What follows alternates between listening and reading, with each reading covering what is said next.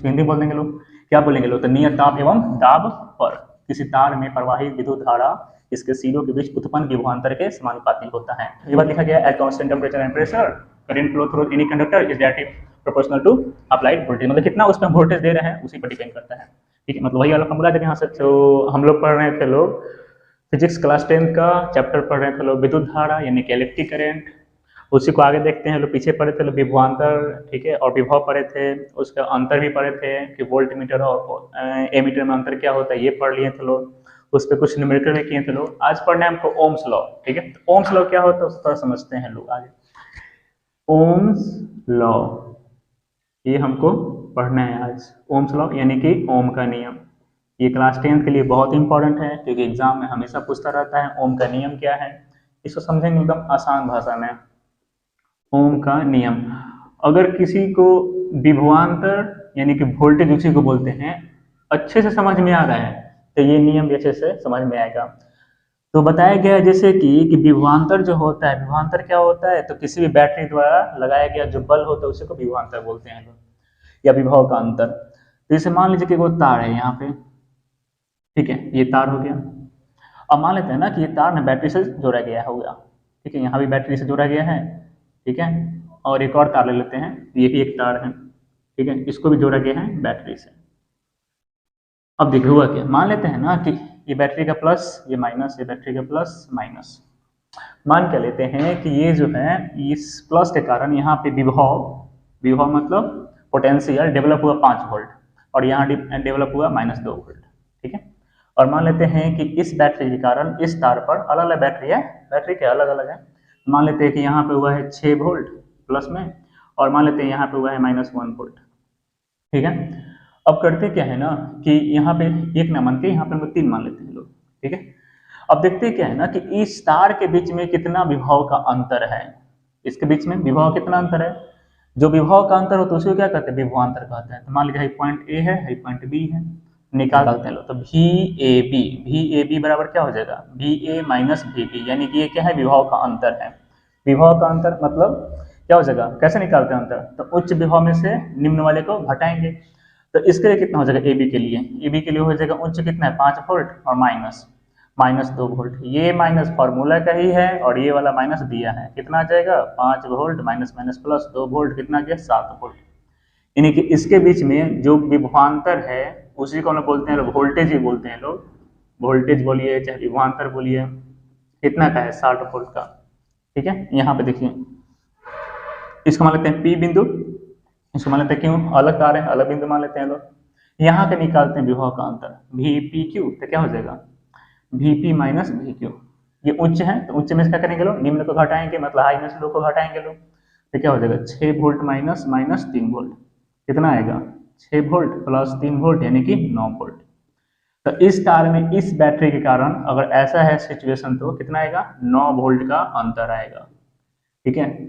यानी कि कह सकते हैं कि इसके बीच में कितना विभवांतर 9 वोल्ट। तो हम जानते हैं विभवांतर क्या होता है, तो विभवांतर जो होता है एक तरह का बल होता है और उसी कारण से क्या होता है कि करंट फ्लो होता है, मतलब इलेक्ट्रॉन चलते हैं।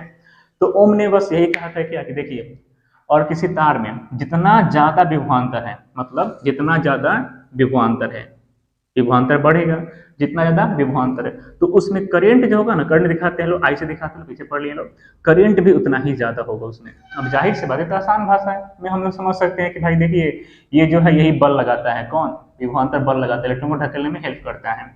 जाहिर सी बात है जितना अधिक बल होगा, मतलब जितना अधिक विभवांतर होगा, उसमें जो इलेक्ट्रॉन होंगे उतना ही तेजी से भागेंगे लोग, मतलब उसमें करंट उतना ही अच्छा होगा, उतना ही ज्यादा होगा। यही नियम कहा गया था ओम के द्वारा, ठीक है। क्या कहा गया था कि जो करंट होता है वो क्या होता है, विभवांतर के समानुपाती होता है, यही बात बोला गया था ओम के द्वारा। तो यहाँ से क्या हो जाएगा भी, जैसे यहाँ पे लीजिए मान लीजिए कि ये तार है, अब देखिए यहाँ पे भी ए बी क्या है, कम है, किससे, भी पी क्यू से, मतलब इसमें ज्यादा है विभवांतर। तो मान लीजिए इसमें करंट फ्लो हो रहा होगा आई ए बी, इसमें करंट फ्लो हो रहा है मान लेते हैं आई पी क्यू, प्लस से माइनस फ्लो होता है। तो पूछते हैं कि आई ए बी और आई पी क्यू में कौन ज्यादा होगा, जाहिर सी बात ये ज्यादा होगा, क्यों, इसका विभवांतर अधिक, इसलिए इसका क्या होगा करंट भी ज्यादा होगा। तो यही बोला गया था कि भी होगा वो आई के समानुपाती होगा। अब एगो नियम होता है कि समानुपाती का हटाते हैं साइन तो देते हैं कांस्टेंट, तो कांस्टेंट यहाँ आर दिया गया, ठीक है, तो फॉर्मूला बन गया V equal to I R. ठीक है, ये आर है, बोलिए। ठीक है, इस आर को बोला गया रेसिस्टेंस। ठीक है, इसको बोला गया रेसिस्टेंस बोला गया। ठीक है, इसको हिंदी में बोलते हैं प्रतिरोध। ठीक है, ये होता है प्रतिरोध। अब इसके बारे में पढ़ेंगे बढ़िया से प्रतिरोध क्या होता है। तो देखिए, यही है ओम का नियम। अगर इसको लिखना है डिफिनेशन में तो कैसे लिखेंगे लोग। तो एक बात ध्यान देना है कि जब ये हम लोग एक्सपेरिमेंट करते हैं लोग, तो उस समय क्या करते हैं लोग, इन दोनों तार का जहां एक्सपेरिमेंट कर रहे हैं, तो इस तार और इस तार का दोनों का उस समय टेम्परेचर यानी कि तापमान, ठीक है, टेम्परेचर और जो प्रेशर होना चाहिए दोनों का सेम होना चाहिए, मतलब कांस्टेंट होना चाहिए। ये ना कि टेम्परेचर और प्रेशर बदले। आगे पढ़ाएंगे कि टेम्परेचर और प्रेशर बदलने से ये जो है नियम सेटिस्फाई नहीं करता है, ये नियम में चेंज आ जाता है, क्योंकि उसमें आर बदल जाएगा।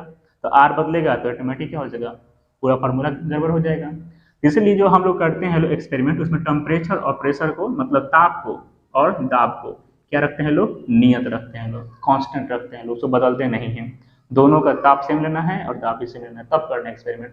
ठीक है, इसी बात को लिख सकते हैं डिफिनेशन को, क्या लिख सकते हैं, अगर हिंदी में लिखना क्या लिखेंगे, हिंदी में लिखेंगे नियत ताप एवं दाब पर, एवं दाब पर क्या हो जाएगा। तो किसी तार में प्रवाहित विद्युत धारा, प्रवाहित विद्युत धारा क्या होता है। तो प्रवाहित विद्युत धारा जो होता है ना, इसके सिरा मतलब एंड पॉइंट। ठीक है, तो क्या हो जाएगा, इसके सिरों के बीच, इसके सिरों के बीच क्या हो जाएगा, उपस्थित विभवांतर या उत्पन्न विभवांतर कह सकते हैं। उत्पन्न विभवांतर, विभवांतर को हम लोग क्या कहते हैं, विभवांतर को हम लोग कहते हैं वोल्टेज कहते हैं लोग। वोल्टेज के क्या होता है, समानुपाती होता है, समानुपाती होता है, ये हम बात कर सकते हैं लोग यहाँ से। ठीक है, इसको हिंदी में बोल देंगे लोग, क्या बोलेंगे लोग, तो नियत ताप एवं दाब पर किसी तार में प्रवाहित विद्युत धारा इसके सिरों के बीच उत्पन्न विभवांतर के समानुपाती होता है। मतलब इसको बोल सकते हैं गणितीय रूप में, गणितीय रूप में क्या बोल देंगे लोग, V समानुपाती आई। समानुपाती का हटेगा सिंबल, एगो आएगा कांस्टेंट। ठीक है, कौन आएगा, आर आएगा, इसे बोलते हैं रेजिस्टेंस। अगर इसे लिखना है डिफिनेशन ऑफ इंग्लिश में तो क्या लिखेंगे लोग, लिखेंगे लोग eight constant temperature and pressure. मतलब हिंदी में क्या हो जाएगा, नियत ताप और दाब पर, यानी कि eight constant temperature and pressure current flow through any conductor, current मतलब क्या होता है, वही तार, is directly proportional to applied voltage। Voltage बोलिए या इसी को क्या बोलेंगे, पोटेंशियल डिफरेंस, इसी को बोलते हैं लोग पोटेंशियल डिफरेंस। ठीक है, तो आगे समझ में ये बात लिखा गया, at constant temperature and pressure current flow through any conductor is directly proportional to applied voltage. मतलब कितना उस पर हम वोल्टेज दे रहे हैं उसी पर डिपेंड करता है। ठीक है, मतलब वही वाला फॉर्मूला जब यहाँ से सेटिस्फाई कर देगी वाला फॉर्मूला। ठीक है, तो यहाँ पे एक आर आया, आर क्या है, आर को बोलते हैं लोग रेजिस्टेंस, प्रतिरोध होता है या नियत होता है। नियत मतलब क्या, हर एक तार के लिए अपना नियत होता है। इसे मान लीजिए कि ये तार ए बी है, इसके लिए आर का मान कुछ और रहेगा और ये हमेशा फिक्स रहेगा। ठीक है, मान लीजिए तार पी क्यू है, इसका आर जो होगा अलग होगा, इससे अलग होगा, लेकिन अपने में क्या होगा, ये अपने में फिक्स रहेगा। ठीक है, मतलब मान लीजिए कि कॉपर है, एल्युमिनियम, तो एल्युमिनियम के लिए रेजिस्टेंस अलग होता है, कॉपर के लिए अलग होता है, और कोई भी कॉपर के तार का रेजिस्टेंस सबका सेम होता है। मतलब वो क्या होता है, धातु पर डिपेंड करते हैं। इसको आगे पढ़ेंगे बढ़िया से, कि रेजिस्टेंस के बारे में पढ़ते हैं इसको बढ़िया से। अच्छा, यहाँ से ओम के नियम से देखा जाए तो ओम का नियम का हम लोग करते क्या है ना, कि अब यहाँ पे देख लिया रेजिस्टेंस, इस बारे में बाद में पढ़ेंगे लोग, पहले यहाँ पे देखते हैं ग्राफ। अब क्या होगा ना, कि ग्राफ क्या होता है, ओम के नियम के अनुसार फॉर्मूला क्या बना है, V equal to I R, चाहे आर आई बोलिए। ये जो फॉर्मूला बना है, यह अगर हम लोग ग्राफ ड्रॉ करना चाहें किसके बीच में, तो V और I के बीच में। ठीक है, V और I के बीच में ग्राफ बनना शुरू करें। तो आप लोग पढ़े होंगे मैथ में कभी y is equal to mx।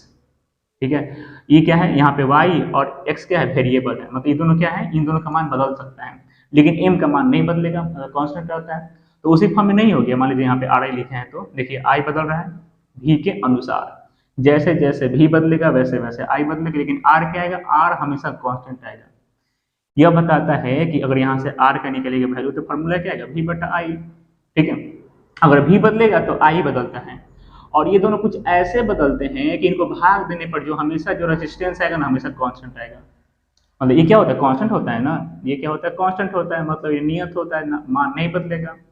तो भी अगर बदलिएगा तो आई अपने आप को ऐसे बदलेगा कि इसका भाग हमेशा क्या आ जाए, आर हमेशा कांस्टेंट है। एग्जाम्पल तौर मान लीजिए कि आर का वैल्यू है कहीं पे किसी तार का 4 ओम, तो मान लीजिए कि भी बराबर हम कर दें इसका 16 वोल्ट कर दें, तो आई ऑटोमेटिक उसमें क्या रहेगा, ऐसा रहेगा 4 आ जाए इसका, मतलब 4 ओम लाने के लिए आई वैल्यू कितना हो जाएगा, 4 एम्पियर। तब है ना आर बराबर भी बटा आई करेंगे तो 16 बटा कितना आएगा 4, कट के कितना आएगा 4 ओम आएगा इसका। ठीक है, क्योंकि रेजिस्टेंस का क्या होता है, जो रेजिस्टेंस होता है यहाँ पे, रेजिस्टेंस मतलब प्रतिरोध का जो एसआई मात्रक होता है, एसआई मात्रक क्या होता है, ओम होता है। ठीक है, ओम कैसे दिखाते हैं लोग, ओम होता है। ठीक है, तो देखिए 4 आएगा। मान लीजिए हम v का वैल्यू कर दें, ऐसे कर दें, v का वैल्यू हम कर दिए 20 कर दिए, तो ऑटोमेटिक i कितना हो जाएगा 5 हो जाएगा। कि देखिए ना v बढ़ा है तो i भी बढ़ेगा ना, अगर ऐसे बढ़ेगा कि हमेशा r को 4 मेंटेन करना है तभी तो 5 आएगा ना। देख लीजिए तो कितना आएगा 20 बटा 5 यानी कि 5 का 20, 4 ओम आएगा। तो वही है, r को कांस्टेंट रखने के लिए v और i अपने आप को ऐसे बदलते हैं कि r का वैल्यू हमेशा कांस्टेंट रहे। तो देखा गया है कि ओमिक जो होते हैं ना, कोई भी कंडक्टर ओमिक रूल का फॉलो कर रहा है, मतलब ओम के नियम को फॉलो कर रहा है, तो ओम का नियम ग्राफ कैसे आता है, हमेशा सीधा आता है, मतलब हमेशा स्ट्रेट लाइन आता है। ये ग्राफ किस चीज का है, ये है r इक्वल टू v बटा आई का ग्राफ है ये। ठीक है, ये ग्राफ हो गया। यानी कह सकते हैं कि जो भी ओमिक कंडक्टर होते हैं, ओमिक कंडक्टर या बोल सकते हैं डिवाइस। ठीक है, इसका मतलब क्या हुआ कि वह कंडक्टर या वो डिवाइस जो ओम के नियम को फॉलो करते हैं उनका ग्राफ जो होता है, ग्राफ किसके किसके बीच में, v और i के बीच में कैसे आता है, तो हमेशा सीधी रेखा आता है, सीधी रेखा आता है। ठीक है, जैसे एग्जांपल तौर पे बल्ब हो गया, ठीक है, पंखा हो गया, ठीक है, हीटर, मतलब ये सब है। ये लोग में क्या होते हैं, ये लोग जो होते हैं ना ओम के नियम को फॉलो करते हैं। इससे क्या होगा, तो इन लोगों का जो ग्राफ बनिएगा वोल्टेज और क्या के बीच में, करंट के बीच में, तो ग्राफ हमेशा कैसे आएगा, सीधा आएगा। लेकिन अपना नाम सुनेंगे डायोड का, डायोड मतलब बहुत जगह होता है। डायोड एक ऐसा डिवाइस है ना जिसमें क्या होता है कि वो करंट को एक ही तरफ फ्लो करवाता है, करंट का बैक फ्लो नहीं करवाएगा वो। अगर करंट ऐसे फ्लो हो रहा है तो उसको एक ही डायरेक्शन में फ्लो करवाएगा। मतलब डायोड कैसा मशीन है, इसको बोलते हैं unidirectional, unidirectional current flow करवाता है। ठीक है, जैसे होता है ना फोन, मान लीजिए फोन है, मोबाइल हो गया, मान लीजिए यहाँ पे बोर्ड लगा है, ये बोर्ड है, सॉकेट हो गया, हम लोग फोन चार्ज में लगाते हैं, लोग लगाते हैं फोन चार्ज में। तो होता है क्या है, फोन चार्ज लगाने के बाद लाइट है, तो लाइट होने पे क्या होगा, फोन चार्ज हो रहा है, मतलब ये होता है हाई पोटेंशियल पे, हाई पोटेंशियल पे होता है, और ये क्या होता है लो पोटेंशियल पे। तो हाई से लो फ्लो करता है, क्या करंट फ्लो करता है। अब मान लीजिए जब नींद है कि लाइट चली गई, लाइट चलेंगे अपना तो क्या होगा, यहाँ पे हो जाएगा लो पोटेंशियल, यहाँ हो जाएगा हाई, क्योंकि अब कुछ ना कुछ चार्ज हो गया है ना। तो करंट क्यों नहीं इसमें से इसमें चला जाता है बोर्ड में, तो कारण है ये डायोड, क्योंकि इस फोन के अंदर क्या होता है, कुछ डायोड लगाए जाते हैं। डायोड करता है क्या है कि करंट को बस आने तो देगा लेकिन जान नहीं देगा वापस। इसी कारण से हम लोग लाइन कटने के बाद अगर हम लोग चार्ज में ही छोड़ दें तो करंट जो हमारा मोबाइल होता है, मोबाइल वो फिर से डिस्चार्ज नहीं होता है। तो कारण यही है इसका, डायोड का। तो डायोड हो गया, ट्रांजिस्टर हो गया, इसे हम 12th में पढ़ते हैं लोग, डायोड ट्रांजिस्टर, डायोड हो गया, ठीक है, ट्रांजिस्टर हो गया, बहुत सारे डिवाइस हैं। ये लोग डिवाइस क्या करते हैं, लोग ओम के नियम को फॉलो नहीं करते हैं लोग, ये ओम के नियम क्या करते हैं, इन पर लागू नहीं होता है, लागू नहीं होता है। तो इससे क्या होगा, इससे इन लोग का जो ग्राफ आता है ना, कहीं भी स्ट्रेट लाइन ग्राफ नहीं आता, मतलब ग्राफ सीधी रेखा नहीं आती है, स्ट्रेट लाइन ग्राफ क्या इन लोग का नहीं आएगा। ठीक है, यही बात है। तो ये हो गया ओम के नियम के बारे में। अब हम लोग आगे पढ़ते हैं लोग क्या चीज, हम लोग पढ़ेंगे लोग प्रतिरोध के बारे में। इस पर कुछ क्वेश्चन भी करेंगे लोग।